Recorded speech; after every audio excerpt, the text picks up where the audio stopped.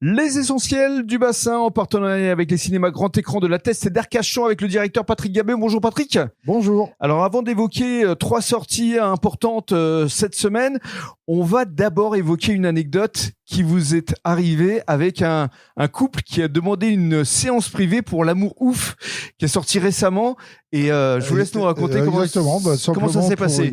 Pour une déclaration d'amour. Ouais. La dame n'avait pas vu le film, donc il lui a offert une séance privée de L'amour ouf. Voilà. Et ils m'ont réservé une salle complète. Voilà, donc il avait d'abord emmené dîner dans un bon restaurant et par la suite, séance privée, ils étaient que 2 et il avait réservé la salle. Absolument. Donc ça peut se faire ici ça au peut se cinéma faire chez nous. grand écran, la Teste ou à Arcachon. On peut tout faire. Alors, on évoque maintenant les sorties de cette semaine, ce mercredi 7 mai, avec d'abord une première comédie française, Ange et compagnie, de Vladimir Radionov, oui. avec Élodie Fontan notamment. Alors, Élodie Fontan, tout le monde la connaît, parce que c'est la compagne de Philippe Lachaud, donc elle a sévi dans Alibi.com 1 et 2. Mm-hmm.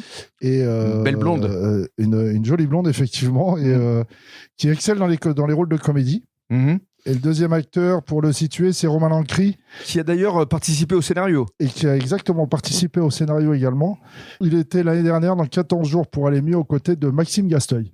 Donc à chaque fois dans l'univers de la comédie, le pitch, il est assez simple. C'est les anges gardiens qui doivent nous protéger, nous guider. 2 d'entre eux, donc les 2 dont on vient de parler, que tout oppose, doivent empêcher 2 humains de tomber amoureux.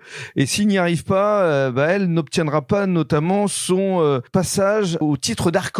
Exactement. Et lui risque de regagner le monde des humains. Donc c'est un petit peu l'enfer qui l'attend, quoi. C'est ça. Donc leur mission pour eux est incontournable. Voilà. Ange et compagnie, première comédie française. Autre comédie française, c'est Deux mauvaises foi d'Albéric Saint-Martin. Oui, tout à fait. C'est un premier film pour Albéric Saint-Martin. Et les acteurs, donc Pascal Demolon, pour ceux qui sont fans des films d'action. Il a travaillé pour Yann Kounen dans Doberman, mais il a travaillé également avec Ken Loach dans Land and Freedom. Donc il est assez hétéroclite dans ses choix de films. Il y a Philippe Duquesne.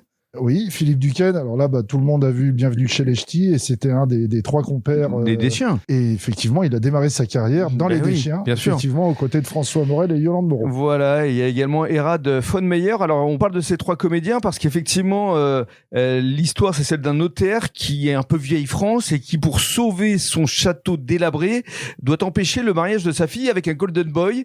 Et en fait, il va essayer de la jeter dans les bras d'un jeune artiste qui, lui, va hériter de la fortune d'une comtesse qui est en fin de vie. Ah, vous l'avez bien fait. Voilà. Et donc, est-ce qu'il va y arriver ou pas? Là est toute la subtilité de ce film de mauvaise foi, parce qu'effectivement, ils sont un petit peu de mauvaise foi quelque part. Et enfin, on va finir avec Un monde merveilleux. Alors là, c'est l'humoriste Blanche Gardin qui est à l'affiche. Ouais, et puis c'est un domaine que vous aimez bien, puisqu'elle vient du stand-up. C'est ça, de l'humour. Exactement. Et elle a démarré dans le Jamel Comedy Club. Donc voilà. Alors, le pitch, elle se retrouve au milieu de robots et elle va essayer de kidnapper un robot pour essayer de le vendre en pièces détachées.